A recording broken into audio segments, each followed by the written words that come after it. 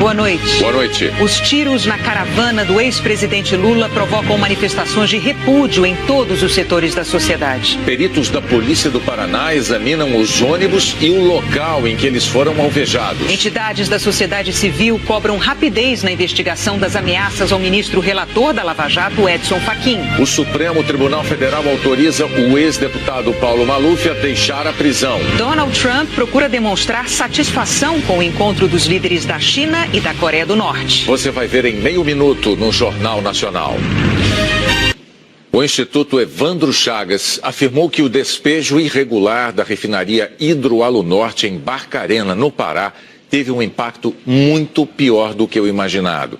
As novas coletas encontraram vários tipos de metais tóxicos na área da empresa e nos rios mais próximos.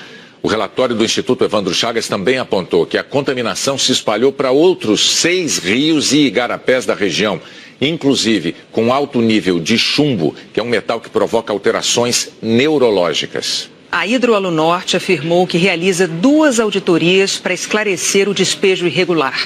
Sobre o novo laudo do Instituto Evandro Chagas, a empresa afirmou que só vai se manifestar depois de analisar o documento. O governo do Pará disse que vai realizar um estudo técnico mais completo do impacto dos despejos irregulares e que estuda medidas para compensar as comunidades afetadas. A cidade de São Paulo ficou em estado de atenção hoje por causa da chuva forte que caiu principalmente no centro. Em 1 hora, houve registro de mais de 700 raios e as cenas de sempre se repetiram em ruas alagadas. O trânsito travou em várias regiões e o Corpo de Bombeiros recebeu dezenas de chamados para quedas de árvores. Será que essa chuvarada continua? Vamos saber da previsão do tempo para todo o Brasil na véspera aí do feriado de Páscoa com a Maju Coutinho. Oi, Maju, boa noite. O que você destaca?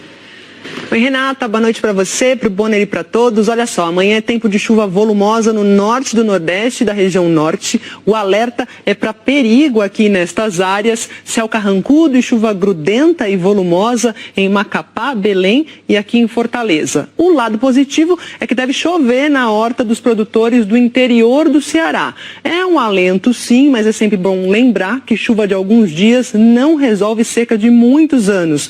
Dos 155 açudes monitorados pela Companhia de Gestão de Recursos Hídricos, 112 continuam com volume abaixo de 30%. No sul, áreas de Santa Catarina também podem ter uma chuva encorpada. Na maior parte do país, são as pancadas de outono parecidas com as de verão que darão o tom. E aqui vale o mantra que eu tenho repetido: é chuva que jamais deve ser menosprezada, pois pode ser forte. Em São Paulo e Cuiabá, a chuva deve chegar à tarde, 30 graus de máxima. Lá em Florianópolis, 26 e dia inteiro molhado. Tempo firme e forte na área amarela, entre aqui o Vale do Paraíba, norte de São Paulo, pedação de Minas, do interior da Bahia, também interior aqui de Pernambuco, do Piauí, Maranhão, áreas do Tocantins e também Goiás. Brasília com 28 de máxima, BH com 29, Rio com 34 estão na Rota do Sol. E repare, Renata, que outra figurinha típica do outono entrou em cena aqui, a grande amplitude térmica, diferença da mínima e da máxima de 14 graus aí para vocês no Rio. Nossa, diferença grande no Rio, da amplitude, como você disse. Obrigada, Maju. Boa noite. Até mais. Boa noite. Olha, quem for passar pelo maior aeroporto do Brasil nesse feriado da Semana Santa vai poder notar o crescimento de um determinado tipo de comércio nas áreas de circulação. São 250 mil pessoas todos os dias no aeroporto de Guarulhos. Na entrada já tem ambulantes. A venda é um pouco mais discreta. Às vezes a mala é só um disfarce. Tem lanche, docinho, água e café. Tudo nos carrinhos de bagagem e mais barato do que nas lanchonetes. Quanto que é? R$2? Quanto é o café lá dentro? Só 120. Quanto é a água? A água tá 4 mil dólares. A dentro tem pra você monitorar. Lá dentro custa o dobro. Quanto tá a água? R$6. Essa moça disse que foi vender lanche no aeroporto porque ficou desempregada. Estava quase arrumando o trabalho quando quebrou o braço. Me chamaram agora para fazer uma entrevista, eu assino, agora eu vou ter que esperar de novo, né? Esse outro vendedor já trabalhou com carteira assinada, mas faz tempo que está aqui. 10 aninhos só. 10 anos já pegando água aqui? aeroporto. Ele diz que tinha mais gente. Agora, graças a Deus, deve ter só 100. Tem até um drive-thru de marmitas, almoço a R$10 e gente para embalar as malas. Boa noite, Thiago. Vamos proteger suas malas hoje? Tá chovendo, precisamos molhar as malas.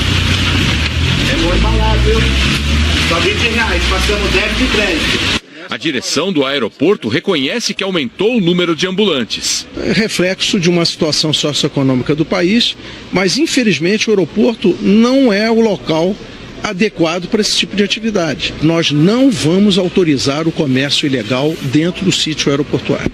Enquanto esperam o momento do embarque ou a chegada de alguém, as pessoas costumam se sentar nessas cadeiras, espalhadas pelo aeroporto. Tem sido comum a aproximação de desconhecidos, que puxam conversa. Alguns oferecem livros religiosos, outros contam histórias tristes. O final é sempre o mesmo. Eles pedem dinheiro. Os livreiros passam o dia no aeroporto e vão de passageiro em passageiro. Qual valor que o senhor desejar? Usam R$10, R$7, R$5. Outros não vendem nada, só pedem ajuda. A gente chegou de viagem aqui, eu tô sem o dinheiro do ônibus. Você não pode me ajudar, por favor, cara, com todo o respeito. Este outro rapaz diz que precisa ver a mãe. Faz 6 anos que eu não vejo minha mãe. Mas se atrapalha na história. Quantos anos tem sua mãe? 47. É nova sua mãe? Nova. Você tem quantos anos? 35, vou fazer. 35 anos? Eu acho que ela é isso mesmo, 47, 48. Nesse dia, ele disse que já tinha conseguido R$80 e só precisava de mais 40. Uma semana depois, ele ainda não foi visitar a mãe doente e continua com a mesma roupa no aeroporto.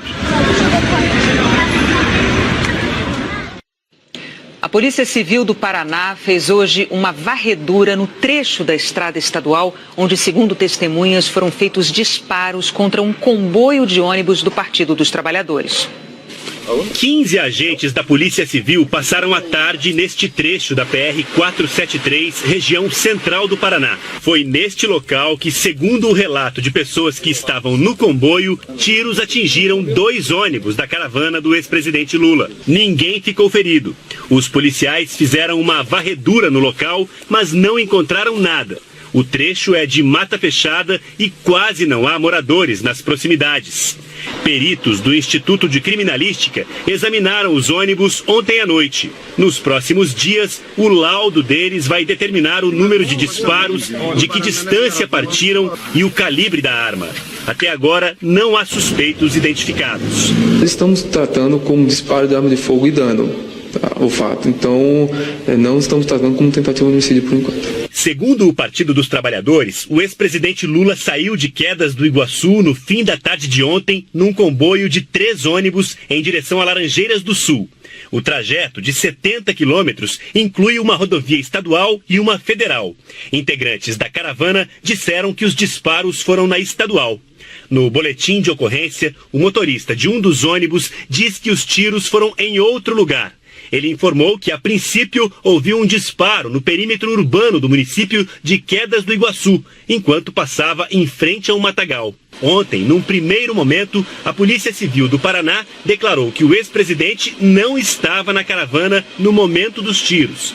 Mas hoje, o PT afirmou que Lula estava no primeiro ônibus, com outros políticos e com agentes de segurança a que tem direito por ser ex-presidente. O segundo ônibus levava jornalistas e o terceiro, convidados.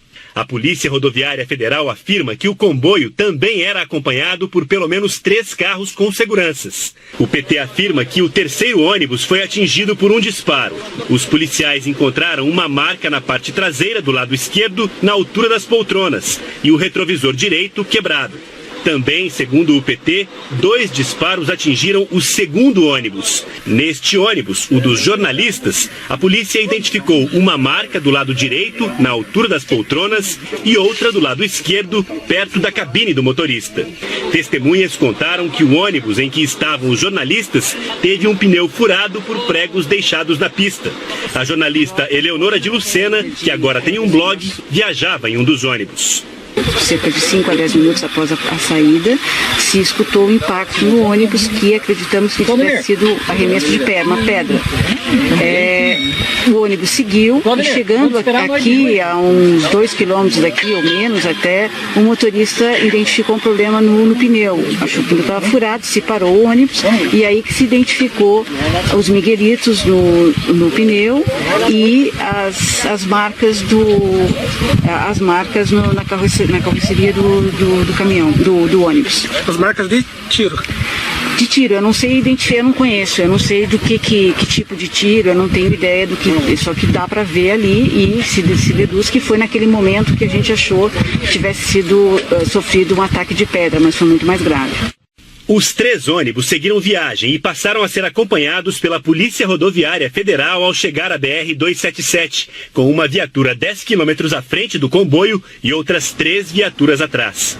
Essas imagens mostram o ex-presidente Lula descendo do ônibus, já em Laranjeiras do Sul, onde discursou numa universidade. E essa gente está perseguindo a caravana, atirando pedra, atirando pau, já feriram 4 moças numa cidade do Rio Grande do Sul, uma delas foi hospitalizada. E agora eu estou sabendo que as cadelas têm um tiro no ônibus. A Secretaria de Segurança Pública do Paraná determinou que uma equipe do Comando de Operações Especiais, grupo de elite da polícia, auxilie as investigações do inquérito aberto para apurar o caso. Hoje de manhã, um grupo de advogados entregou ao Ministério Público Estadual um documento com denúncias. Eles apresentaram cópias de mensagens de aplicativos de celular em que o ataque à caravana de Lula estaria sendo combinado. O participante de um grupo de mensagens escreve: gente, vamos trocar os ovos por bala de borracha e munição letal, que vai ser bem mais eficaz. Outro participante fala que tem que meter bala, aproveita que está de noite, mira nos pneus, motor e bala. No documento, o grupo de advogados afirma que o PT entregou o roteiro da caravana às autoridades dos 3 estados do Sul, mas que o Paraná foi o único que não forneceu uma escolta policial para a comitiva.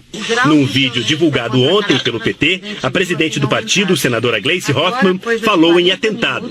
A nossa caravana foi vítima de uma emboscada. Nós mandamos um ofício ao ministro Raul Jungmann com o roteiro da caravana, por onde nós íamos passar, pedindo apoio da segurança, mandamos também as informações ao governo do estado do Paraná, falamos com o comando da Polícia Militar, quer dizer, todo mundo está sabendo.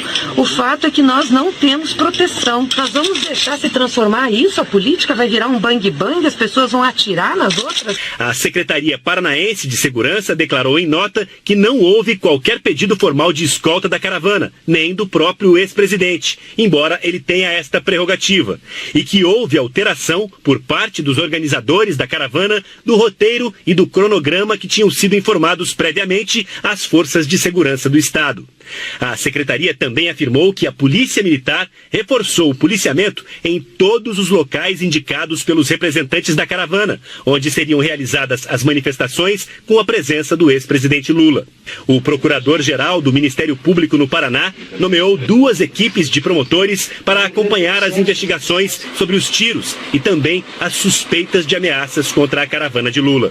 Nós estamos diante de situação clara, onde não há apenas uma ignorância ou falta de civilidade, nós estamos diante da prática de crimes mesmo. Desde que a caravana começou no Rio Grande do Sul na semana passada, manifestantes contrários ao ex-presidente protestam.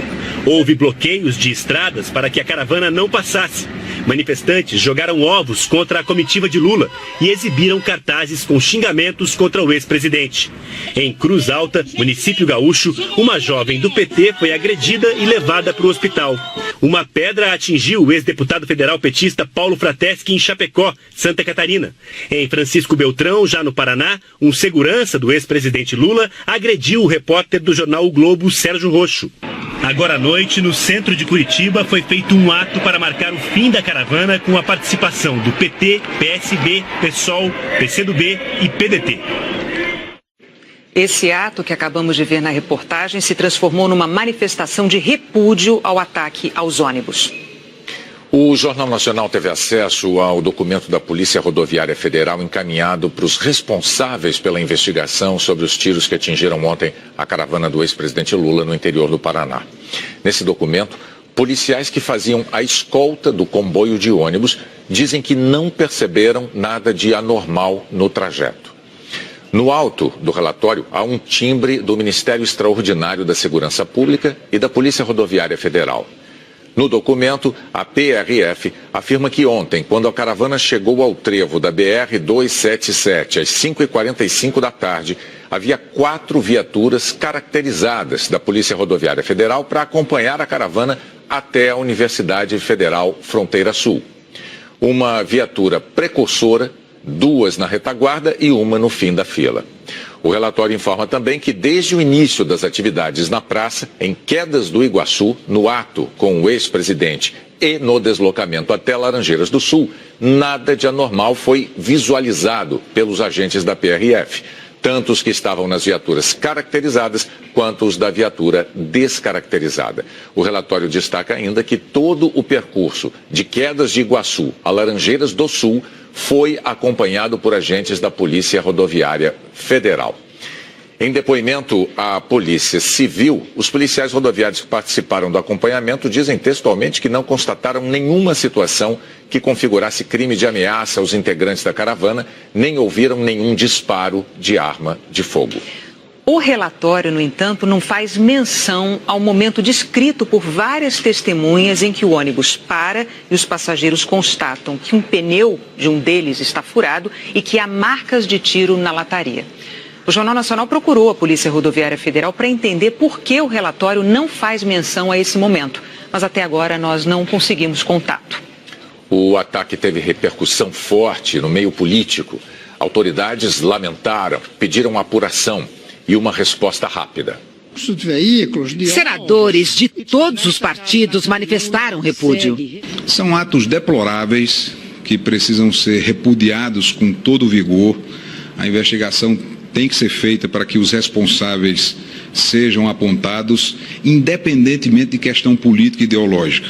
Todos numa democracia têm que ter direito de expor suas ideias, apresentar suas propostas e circular livremente pelo país. Qualquer tipo de obstáculo a essa liberdade de expressão é um atentado contra a própria democracia. Uma barbaridade do ponto de vista da solidariedade humana com a vítima e também uma barbaridade do ponto de vista político contra a democracia.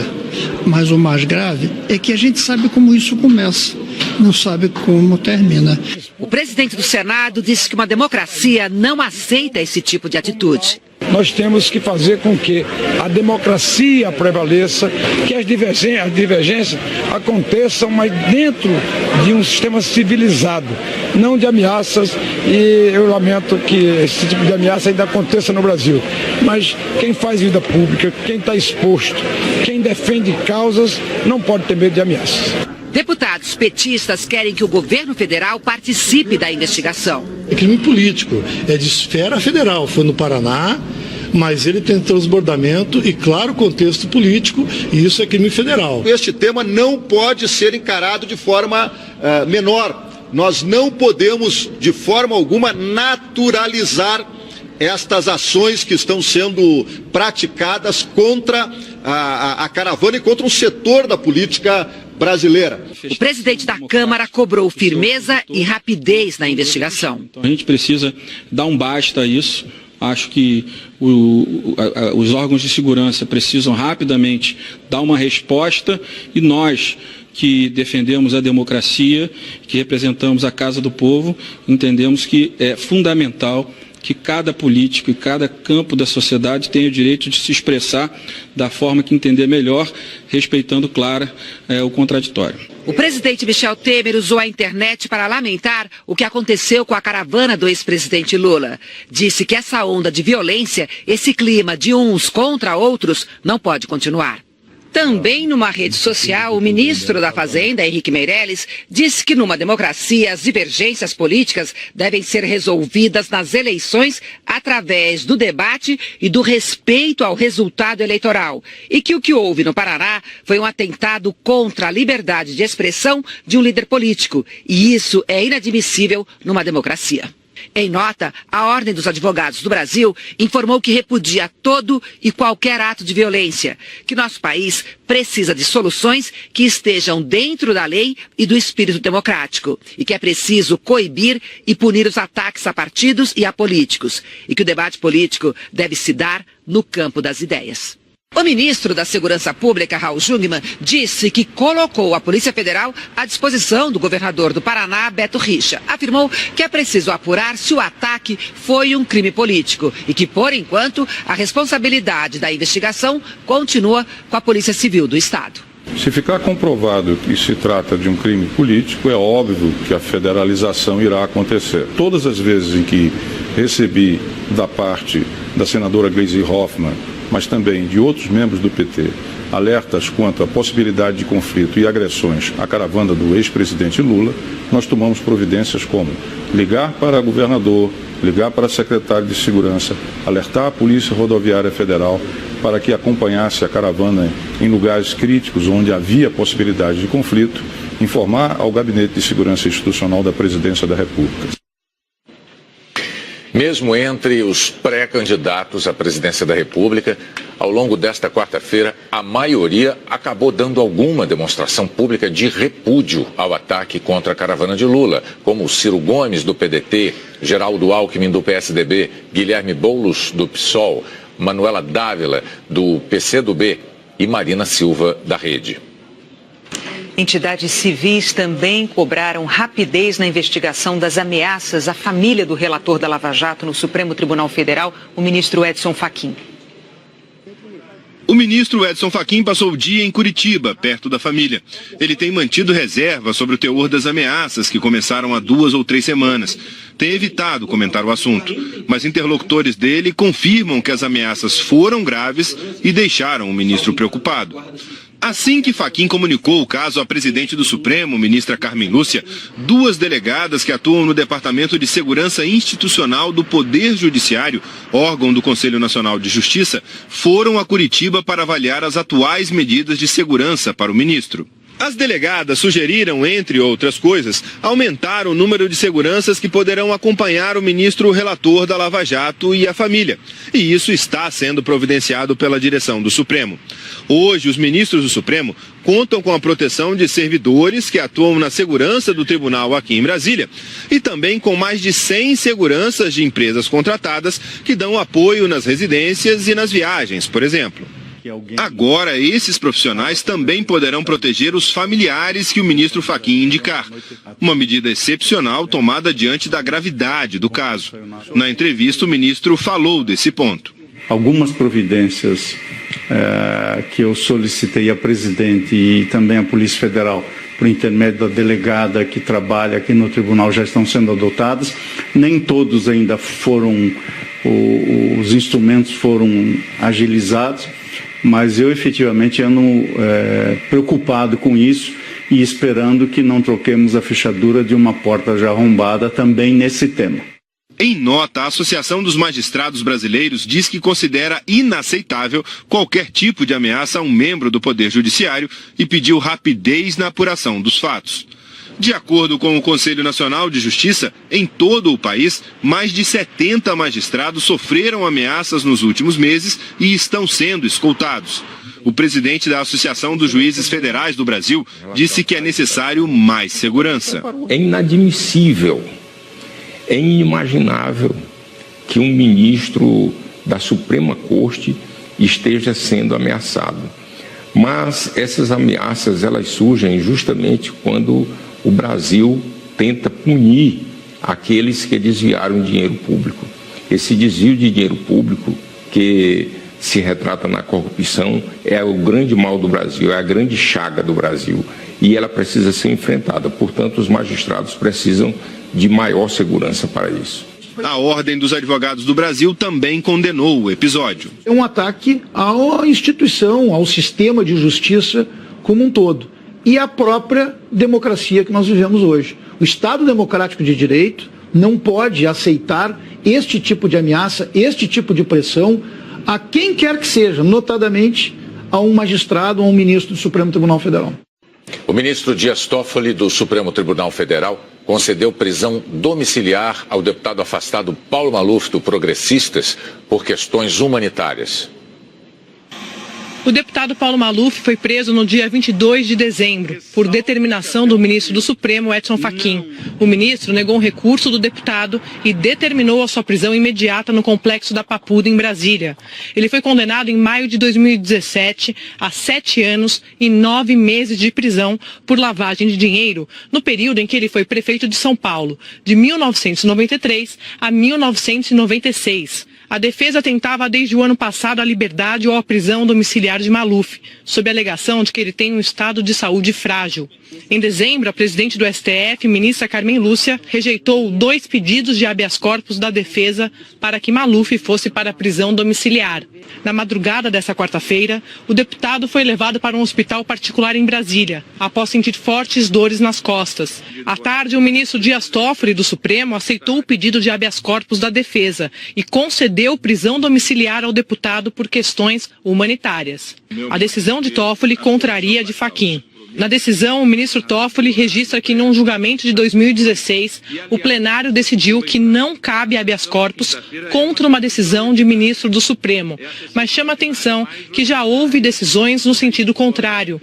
Ele decidiu dar a prisão domiciliar, mesmo contrariando o ministro Edson Fachin, por considerar que a notícia de que Maluf foi internado às pressas em hospital no fim da noite passada, por complicações no seu estado de saúde, corroboram os argumentos trazidos à colação pela defesa. O ministro Dias Toffoli deu a liminar e vai esperar que o plenário decida qual jurisprudência deve prevalecer, se ele poderia ou não, nessas circunstâncias, conceder um habeas corpus contra a decisão de outros ministros. A defesa de Maluf disse que assim que ele tiver alta do hospital em Brasília, ele viajará para São Paulo para cumprir a prisão domiciliar. O último boletim médico informou que no início da noite, Paulo Maluf foi submetido a uma infiltração na coluna lombar com corticoide. Ele deverá aguardar a evolução do quadro, internado em observação. O presidente afastado da Assembleia Legislativa do Rio de Janeiro, o deputado Jorge Pisciani, do MDB, deixou o presídio agora à noite. Ele vai cumprir prisão domiciliar por determinação do Supremo Tribunal Federal. A defesa alegou que o deputado sofre de incontinência urinária em consequência de uma cirurgia contra um câncer. Pisciani é acusado de receber propina de empresários de ônibus. Destaque do noticiário internacional: o presidente americano Donald Trump comemorou a visita do ditador norte-coreano ao presidente chinês. Ele chegou num trem blindado, escoltado, atravessou o centro de Pequim e foi recebido com um grande banquete. Tão acostumado a ser fotografado em seu país, o líder norte-coreano parecia menos à vontade nessa primeira viagem internacional desde que assumiu o poder. Foi o primeiro encontro de Kim Jong-un com um líder estrangeiro. O presidente chinês Xi Jinping disse que quer preservar essa amizade. Kim disse que a relação com a China é preciosa e que se mantém intocada apesar das chuvas e ventos. Chuvas e ventos foram um jeito de falar sobre as sanções que o Conselho de Segurança da ONU, que inclui a China, impôs contra a Coreia do Norte em retaliação aos testes nucleares. Mas os dois países comunistas continuam sendo grandes aliados. A viagem também serviu de recado aqui para o presidente americano. Kim reiterou que está disposto a conversar com Donald Trump e disse inclusive que aceita abandonar as armas nucleares. A condição é que os Estados Unidos e a Coreia do Sul criem uma atmosfera de paz e estabilidade. Trump logo correu para as redes sociais. Recebi uma mensagem do presidente chinês Xi Jinping dizendo que o encontro com Kim Jong-un foi muito bom. E acrescentou: existe uma boa chance de Kim Jong-un fazer o que é certo para o seu povo e para a humanidade. Estou ansioso pelo nosso encontro. A expectativa é que Trump e o líder norte-coreano se encontrem em maio. Kim já pegou o trem de volta. O mundo só ficou sabendo dos detalhes da viagem quando ela acabou. Depois de O Outro Lado do Paraíso, tem futebol na Globo. Em seguida, o BBB e o Jornal da Globo. Uma boa noite. Boa noite e um ótimo feriado para você.